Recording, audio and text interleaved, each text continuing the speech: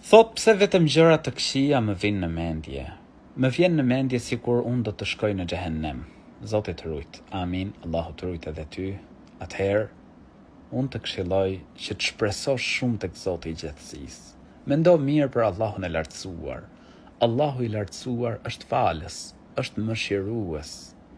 Gjithmonë kia të mendimin e mirë për Zotin e gjithësisë. Sepse Allahu i lartësuar toleron, fal, mëshiron. Mëshira e Zotit gjithësisë është tepër e madhe. Normal të këshilloj që ti përmbahesh urdhrave të Zotit gjithësisë, sidomos namazin. Të falësh namazin, dhe namazi është shkak për çdo mirësi.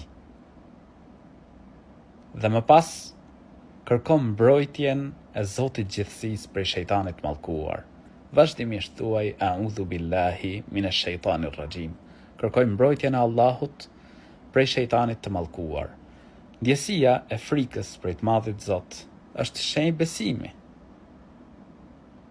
Por, krahas kësaj, duhet të shpresosh shumë tek Zoti i gjithësisë, sepse shpresa për të arrit shpërblimet e mëdha tek Allahu i lartësuar, të nxit të veprosh sa më shumë vepra të mira, të shtyn të jesh besimtar më i mirë, më i fortë.